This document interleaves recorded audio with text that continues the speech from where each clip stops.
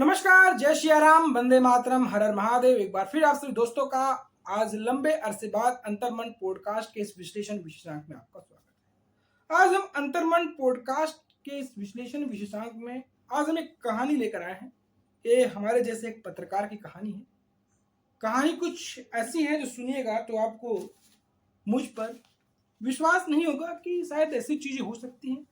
आज के इस साइंस की दुनिया में, जहां दुनिया चांद पर फतह कर चुका है, मंगल का अमंगल कर चुका है, और मैं इस साइंस और टेक्नोलॉजी के ज़माने में मैं एक ऐसी बातें कर रहा हूँ को आपको लगेगा कि यार ये सच है या ये सच नहीं है, या फिर मैं एक मनगढ़ंत कहानी को आपके सामने व्यक्त करने जा रहा हूँ। ये कहानी है 90 के दशक की, एक पत्रकार की। पत्रकार थे महाराष्ट्र के, उनका नाम था अर्जुन।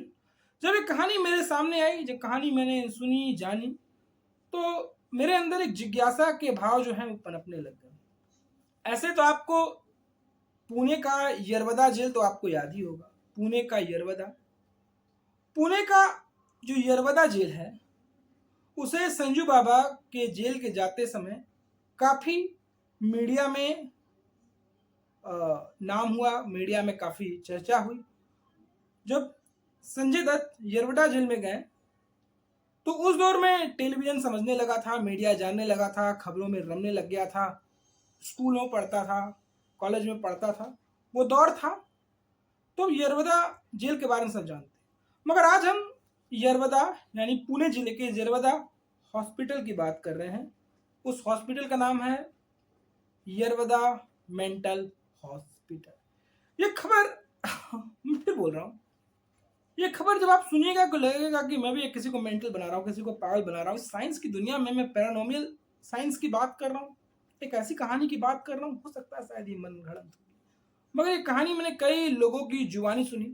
आज उसी कहानी को मैं अपनी जुबानी शक्ल देने का काम करने जा रहा हूँ। पुणे का एक मेंटल हॉस्पिटल है, उसका नाम है यरवडा मेंटल हॉस्पिटल। जो पत्रकार साहब थे, बड़े अच्छे अखबार में थे, लिखते थे। उन्हें मन किया कि चलो एक पागल खाने के अंदर चलते हैं और पागल खाने की जिंदगी पर थोड़ा सा प्रकाश डालने की कोशिश करते हैं कि पागल खाने में जो मेंटल लोग हैं वो कैसे रहते हैं, उनकी जिंदगी कैसी होती है, उनकी जिंदगी का रंग ढंग कैसे होता है, वो कैसे जिंदगी जीते। तो यरवदा जगह, इसी बुनियाद पर हम जानते हैं कि यरवदा जेल और यरवदा मेंटल हॉस्पिटल। कहानी 90 की दशक की है। एक प्रख्यात न्यूज़पेपर में काम करते थे, आर्टिकल देना उनका काम था। तो मेंटल हॉस्पिटल में क्या होता है, क्या नहीं होता है, जो मानसिक मरीज हैं वो कैसे जीवन यापन करते हैं, वहाँ लोग कैसे रहते हैं, तो मेंटल हॉस्पिटल जाने की उन्होंने भूमिका बांधी। वहाँ का, ऐसे तो बात करें, जो मेंटल हॉस्पिटल होती है उसका आबो हवा बहुत अलग ही होता है। ऐसे अस्पतालों की जो आबो हवा कुछ अलग होती है। मेंटल हॉस्पिटल में एक बार मैं गया हूँ मेंटल हॉस्पिटल में पटना में, तो वहाँ की चीज़ों से मैं परिचित हूँ। थोड़ी सी आबो हवा अलग रहती है। जब यरवदा के इस मेंटल हॉस्पिटल में हमारे अर्जुन साहब, वो पत्रकार साहब जब गए, तो उन्हें आबो हवा कुछ डिफरेंट सी लगी, कुछ कहानी कुछ अलग सी लगी, कुछ चरित्र कुछ अलग सी लगी हमारे अर्जुन साहब। अर्जुन साहब जब उस अस्पताल में जब इंटर किए, देखिए मेरी रूहों में मेरी सनसनी होने लग गई। जब मैं बात कर रहा हूँ, मेरे जो हैं, मेरे मन में भी एक सिहरन की भाव पनपने लग गए। जब मैं इस कहानी को आपके सामने बयान करने की कोशिश कर रहा हूँ, मेरे अंदर भी एक सिहरन का भाव का अनुभव हो रहा है। बाहर बहुत बारिश हो रही है, 3 दिन से 4 दिन से लगातार बारिश हो रही है, और मैं ये पुणे की यरवदा जेल के बारे में बात कर रहा हूँ, तो मेरे अंदर भी सिहरन के भाव पनपने लग गए हैं। तो जब ये अर्जुन साहब उस अस्पताल में गए, अस्पताल में एंटर करते ही अचानक से चीखने की अनुगूंज सुनाई देने लग गई, अचानक से एक रोने की अनुगूंज सुनाई देने लग गई। मैं पटना के जिस मेंटल हॉस्पिटल में मैं कभी गया था, मेरे एक मित्र के कोई परिजन थे, मैं उन दिनों पटना में था, तो मैंने वो भाव सुना है, मैंने वो भाव मैंने अनुभव किया है। तो जब वो सज्जन गए, तो मानसिक रोगी होते हैं तो चीखने और पुकारने और रोने और गाने के भाव तो एक कॉरिडोर था सीधा, और उस कॉरिडोर के अगल बगल सेल थे जिसमें मानसिक रोगी मरीज रखे जाते थे। अचानक एक सिरन सा उमड़ता है, सिरन सा उपज होता है, चीखने और रोने की आवाज आती है, वो आगे बढ़ते हैं, वो भावनाएं शुरू हो जाती हैं वहां पर। कहते हैं कि जो साइकोलॉजिकली स्ट्रांग होगा, अगर वो भी ऐसे इलाके में जाएगा, साइकोलॉजिकली मेंटली जो स्ट्रांग होगा, उसको भी यहाँ पर समस्याएं होते नजर आएंगी। लेकिन मैं जो बात कर रहा हूं, शायद आप बिलीव ना करें, शायद आप ट्रस्ट ना करें, कि आप किसी पर बिलीव नहीं कर सकते, ट्रस्ट नहीं कर सकते, इस तरह की भी बातें हैं कि पागल खाने में आप किस पर बिलीव करिएगा, किस पर ट्रस्ट करिएगा, कौन आपको बताने वाला हो, कौन नहीं बताने वाला हो।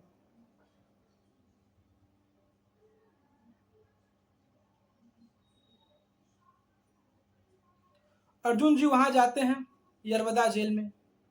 अरवदा जेल में जाते हैं तो हमारे जो अर्जुन साहब हैं उनको एक्सेस मिल जाता है कि चलो भैया आप जाइए, स्टोरी बना लीजिए, आप एक लेख लिखना चाहते हैं कि हमारे जो मानसिक मरीज कैसे रहते हैं। पत्रकार थे, आसानी से एक्सेस मिल गया वहाँ जाने का, वहाँ वो चले जाते हैं, आसानी से एक्सेस मिल जाता है। फेमस बड़ा हॉस्पिटल यरवदा हॉस्पिटल है, और साथ में यहाँ जो मरीज जो अपराधी होते हैं, जो मानसिक रोगी होते हैं अपराध करके, उनका इसमें इलाज होता है। अस्पताल में उन्होंने इंटर किया तो बहुत सारे सेल हैं, उसमें एक लंबा कॉरिडोर था।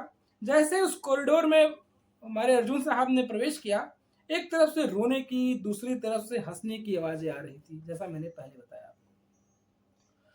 मेंटल हॉस्पिटल का एक प्रोसेस है कि एक तरफ हंसने की आवाज तो एक तरफ रोने की आवाज आती रहती है, क्योंकि यहाँ पर मानसिक रोगी होते हैं, उन्हें परिवार से बिछो हो जाता है, उन्हें कुछ समझ नहीं आता जिंदगी में क्या करना है क्या नहीं करना है। ये सारे सिम्टम्स वो रिपोर्टर अर्जुन भी देख रहा था, वो भी महसूस कर रहा था। फिर सहसा इधर उधर देखा है, हवा का झोंका है, फिर सामने देखता है वहां पर एक जेलर की एंट्री होती है। कहानी में भी वैसे ही था कि वहां पे एक जेलर की एंट्री होती है। वो आकर कहता है अर्जुन के पास, सब जगह सन्नाटा है, सभी जगह सेल बने हुए हैं, कॉरिडोर है, हर सेल में एक एक मानसिक मरीज भरे हुए हैं, सब टकटकी लगाकर अर्जुन को ही देखते हैं। तो सहसा एक मनोज नाम का इंसान आता है, कहता है हेलो, मेरा नाम मनोज है और मैं इस यरवदा मेंटल हॉस्पिटल का जेलर हूं, आप बताइए आपका क्या काम है। वो सीधा पूछता है। तो जो अर्जुन साहब है उनकी सांस में सांस आती है। अर्जुन ने अपने सारे क्रियाकलाप उनको बताए, उस जेलर को जो सबसे कम बीमार मरीज होगा उससे बात कराने की बात कही कि जेल की यथास्थिति के बारे में जानना है तो जो भुक्तभोगी है उनसे ही क्रियाकलाप के बारे में जाना जा सकता है। यहाँ सारे मरीज थे, कोई बहुत ज्यादा बीमार होगा, कोई कम बीमार होगा, कोई बोलने लायक होगा नहीं, हमारे कोई रिपोर्टर क्या किसी पागल से पूछेगा ए भैया कैसे हो, कहीं पगलवा उसको नोच ना ले, इस तरह की बातें थी। तो जेलर साहब ने कहा कि मैं तुमको एक मरीज से मिलवाता हूँ, वो मरीज कम पागल है और कुछ दिन में ठीक होने वाला है, कुछ दिन में वो रिलीज हो जाएगा, उसका बिहेव अच्छा है। तो अर्जुन ने बताया था कि उसे बात करना है हर विषय को लेकर, चीजें जो है वो उसने मनोज साहब को बताई। मेंटल हॉस्पिटल कैसा होता है, अच्छा या बुरा होता है। मनोज बोलता है ठीक ठीक ठीक, सब बातें हम समझ गए। एक आदमी है उसका नाम है माधव, यहीं पास के इसी सेल में रहता है, आइए चले उससे मिला। अर्जुन उनके साथ चलने लग जाता है। अर्जुन को एक चीज महसूस होती है, सहसा अचानक महसूस होती है कि जैसे जेलर का पदार्पण होता है, जो अगल बगल जो तमाम तरह अवांछनीय आवाजों का एक शोरगुल जो उनके कान में गूंज रहा था, जो शोर सुनाई दे रहे थे, जो हंसने और रोने की जो भावनाओं का एक प्रलाप हो रहा था, अचानक उनका पटाक्ष हो जाता है, वो सभी खत्म हो जाते, सभी शांत हो जाती। जो आवाजें थी, जो लोग हंस रहे थे या रो रहे थे, वो सब अचानक से खत्म हो गई थी।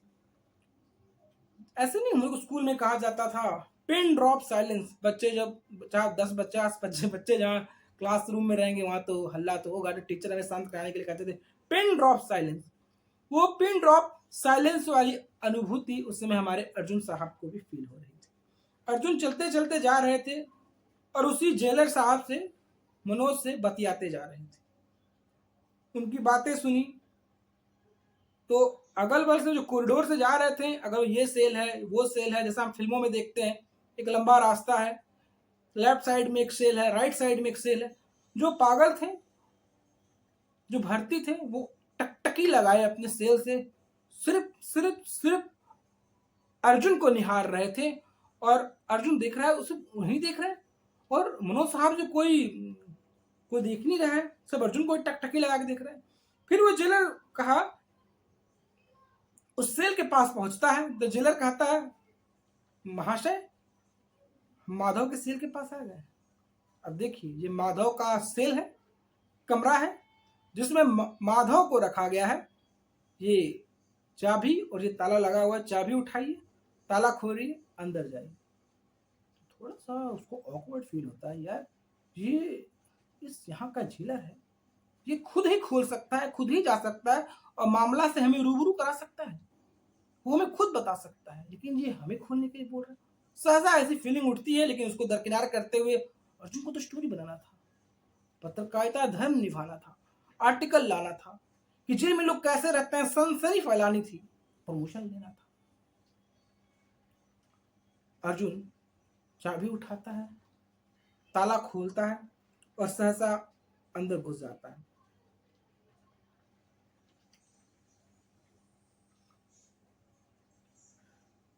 मनोज उसे कहता है कि आप ताला खोलिए, अब अंदर जाइए, मैं आपके साथ ही साथ रहता हूं, जो पूछना है पूछ लीजिए।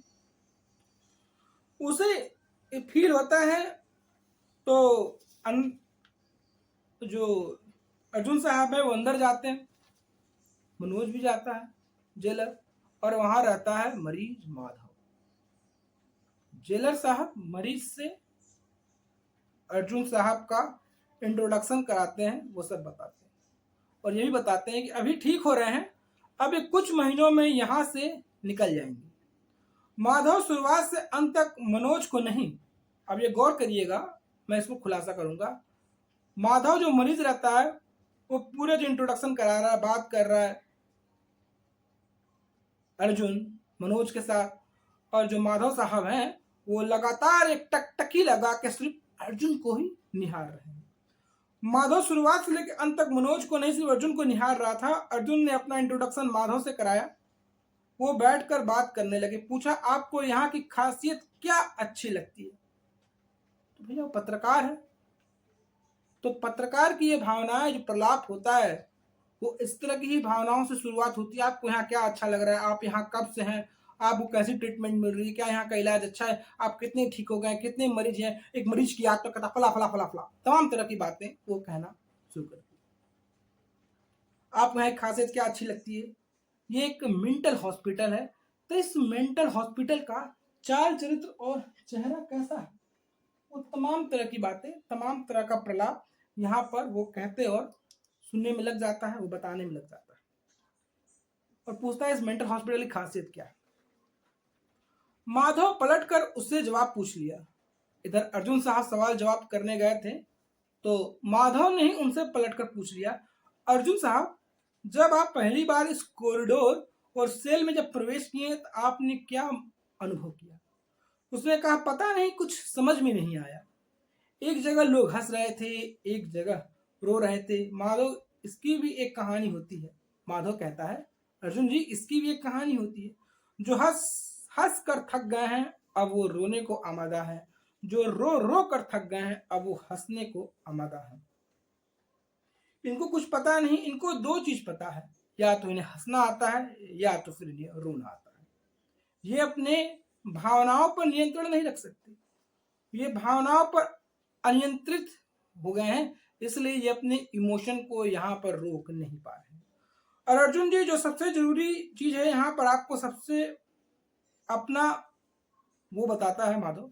अर्जुन जी, यहाँ पर सबसे जरूरी बात तो ये है कि जो यहाँ पर आपका सबसे अपना है, सबसे क्लोज है, वही आपको यहाँ पर धोखा देकर जाएगा। ये बात भी माधव, वो पेशेंट, वो अर्जुन को बताता, पत्रकार अर्जुन को बताता है, वो पेशेंट माधव। आप यहाँ पर किसी पर ट्रस्ट नहीं कर सकते हैं। अर्जुन, क्या बात बोल रहे हो? मैं यहाँ पर किसी पर ट्रस्ट करने थोड़ी ही ना आया हूं। मैं तो यहाँ पर अपना पत्रकारिता जो धर्म है, पत्रकारिता कर्म है, उस कर्म को यहाँ निभाने आया हूं। मैं यहाँ पर ट्रस्ट थोड़ी नहीं करने आया हूं। माधव फिर कहता है, दोनों के बीच में कन्वर्सेशन होते हैं। माधव कहता है, आप यहाँ एक रात रुको ना, आप सच्चाई से वाकिफ हो जाओगे, आपको पता चल जाएगा कि मैं किस चीज की बात कर रहा हूँ। आधी रात में यहाँ क्या क्या होता है ये आपको सब पता चल जाएगा। अर्जुन ताव में आके बोलता है, क्या आप मुझे चुनौती दे रहे हैं? आप चुनौती समझे या कुछ भी समझे, लेकिन जो मैं बातें कह रहा हूं वो बातें आपको यहाँ पर समझ में आ जाएंगी। जो यहाँ रात काटता है उसे पता है किस मेंटल हॉस्पिटल में क्यों बोला जाता है कि लोग यहाँ ठीक क्यों नहीं हो पाते हैं। ये सब चीजें आपको पता चल जाएगा। तो खैर अर्जुन भी एकदम पत्रकारिता से रगड़ा हुआ था, पत्रकारिता से सना हुआ था। तो बोला, नहीं मैं रुकता हूँ, आप मुझे चैलेंज कर रहे हैं भैया, मैंने तो सुनत टले सूरत टले टले जगत व्यवहार में वो सारी जो खामियां हैं, नाकामियां हैं, उन सबको तोड़कर मसाला वाला खबर बनेगा। खबर तो ऐसा बनेगा कि कलम तोड़ के लिखेंगे कि अखबारवा एकदम चमके जाएगा। इस तरह की भावनाएं अर्जुन के मन में प्रलाप होने लगी। अर्जुन बोला, चलो ठीक है, मैं यही रुकता हूं। तो जो मनोज है, जो जेलर साहब सहसा मिला था बिना नोटिस के, जो जेल के अंदर मिला था अर्जुन से, वो सब वहीं खड़ा था, वो बातें सुन रहा था। तो मनोज कहता है, आप यहीं रुके, मैं माधव पर ट्रस्ट नहीं करता। तो मनोज बोल रहा है ना जेलर, किधर बकवास कर रहा है यार, मैं माधव पर ट्रस्ट नहीं करता हूँ। इंटरव्यू किया रात भर, रात में बोला, माधव जी आप बोले कुछ होने वाला है, कुछ तो नहीं हुआ। वो रात में ठहरता है, आधी रात गुजर चुकी होती है। तो उसके बाद माधव भी था, उसके साथ मनोज भी था। तो अर्जुन बोलता है, माधव यार तुम तो इतनी बड़ी बड़ी बातें कर लिए, इतने शेर चिल्ली बन गए, शेर खान बन गए, तो यहां तो कुछ नहीं हुआ, कुछ नहीं हुआ। तो माधव कहता है, आपके पास ही हो रहा है सर, बस समस्या यह है कि आपको कुछ दिखाई नहीं दे रहा है। अर्जुन, क्या यार क्या बोलते रहते हो। तो फिर मनोज कहता है कि इसकी बात मत मानिए, ठीक होने वाला है, सब ठीक हो जाएगा। ये जो है ना अभी आधा बीमार है, ये पूरी तरह से ठीक नहीं हुआ, इसकी मानसिक स्थिति जो है वो प्रॉपर नहीं है। इसकी मानसिक स्थिति प्रॉपर ना होने की वजह से ये इस तरह की बातें करता नजर आ रहा है। इसका दिमागी असंतुलन जो है वो ठीक नहीं है। माधव, फिर माधव कहता है, मैं तो ठीक हो गया हूं, मुझ पर विश्वास नहीं कर रहे, चीजें तो आपके आसपास ही हो रही हैं, जो आपको महसूस नहीं हो रही है या तो आपको दिखाई नहीं दे रही है। फिर सुबह हुई, रात गुजर जाती है जैसे तैसे। ये जो कन्वर्सेशन था इनके बीच में रात वाला, वो सारांश खत्म हो जाता है। फिर जब सवेरा होता है, उसने देखा कि उसके सामने माधव उठ के बैठा हुआ है और मनोज का कहीं अता पता नहीं है। मनोज शायद बाहर चला गया है, जेलर है, बहुत सारे काम होते हैं जेलर के। अर्जुन, क्या रात भर कुछ नहीं हुआ? तुमने तो मुझे पागल बना दिया। ये अर्जुन पत्रकार कहता है माधव को, माधव सर सब आपके सामने हुआ, सर सब आपके आसपास ही हुआ, छोड़िए आप मानिए ना मानिए, ये आपकी मर्जी, आप तो मानने वाले हैं नहीं, आप तो मानना नहीं चाहते हैं, आप नहीं मानना चाहते मत मानिए। अर्जुन सवेरा हो चुका होता है, वो इंटरव्यू कर चुका होता है, अब यहाँ से उसको बाहर निकलना था, स्टोरीज को कंपाइल करनी थी, स्टोरी डालना था, फिर अखबार में उसे फेमस होना था। शायद यही भावनाएं उसके मन में भी विद्यमान रही होंगी। अर्जुन कहता है, मुझे तुमसे कोई गिला शिकवा नहीं है रखूंगा, मैं वापस आऊंगा और आपसे शाम को मिलने कुछ खाना उना लेकर आऊंगा और आपको मैं दूंगा।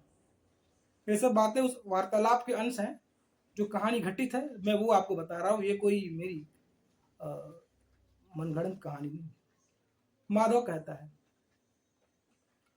जहां एक कदम यहां से आप बाहर रखोगे ना, मेरा वादा है कि लौट कर आप फिर यहां पर वापस नहीं आओगे। अर्जुन, चलो चलो ये थोड़ा ज्यादा हो गया, ऐसा नहीं है। वो बाहर गया, रिसेप्शन पे गया उस अस्पताल के, और वहां से उसके जो साजो सामान थे उस साजो सामान को इकट्ठा करता है, रिसेप्शन के पास कलेक्ट करता है, और 100 की एक पत्ती निकालता है और रिसेप्शन को जाकर बोलता है। अर्जुन, ये क्लाइमेक्स यहीं पर है।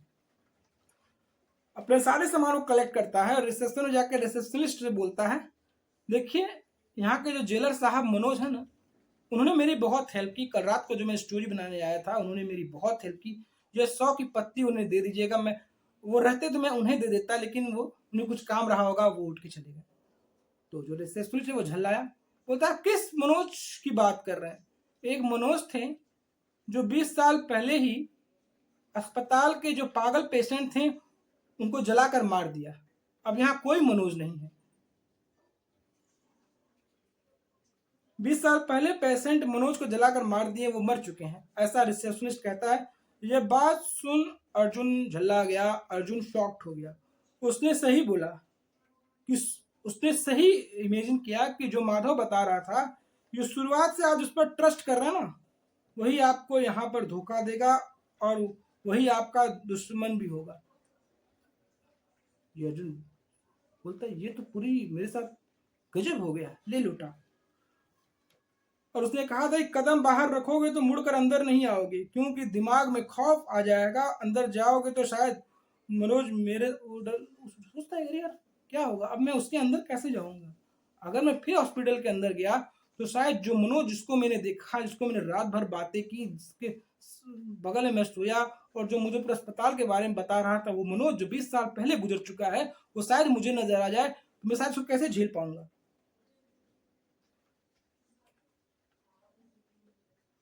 फिर वो फील करता है कि जो वो रास्ता में जा रहा था बोलते बोलते, तो सारे जो सेल बने हुए हैं, सेल के जो पेशेंट है वो खड़े होकर क्यों देख रहे थे? उन्हें ये फील हो रहा था कि क्या पागल की तरह अपने आप में बातें करता जा रहा है, तो इसीलिए शायद उससे लोग खड़े होकर देख रहे थे। वो किसी से बात नहीं कर रहा, अपने से बात नहीं कर रहा, वो पागल है। पूरी रात वो रूह आत्मा उसी के साथ थी और रात भर उसे वो देख नहीं सका, उसे वो समझ नहीं सका। देखिए ये अजीब भाग है, अजीब चीजें हैं कि जिस यरवड़ा जेल में ये अर्जुन पत्रकार स्टोरी बनाने गया था पागलों पर, कि पागलों की दिनचर्या क्या होती है, पागलों की कहानी क्या होती है, आज आलम यह है कि ये अर्जुन उसी यरवड़ा जेल का पेशेंट हो गया है और उसी में भर्ती है। वो उसी हॉस्पिटल में दोबारा अंदर जा चुका है, वो पागल हो गया है। और ये बातें उसे कचोटती रह गई, ये बातें उसे खाते रह गई कि जिससे वो अस्पताल में मिला वो जीवित नहीं, वो मृत प्राणी था और मृत प्राणी ही उसे बता रहा था। जो पूरी घटना है और रात भर ऐसे लोगों के साथ था जो जिंदा नहीं है, जो 10-20 साल पहले मर गया था। और जो कहानी है जो मैं आपको बता रहा हूँ महाराष्ट्र की, वो 90 के दशक की है। और उस पत्रकार की जो कहानी है आज ऐसे ही वो बिन स्याही के कोरे कागज पर अधूरी ही लिखी जा रही है। वो अर्जुन जो खुद एक कहानी का किस्सा लिखता था, आज वो खुद कहानी का किस्सा बनकर रह गया है।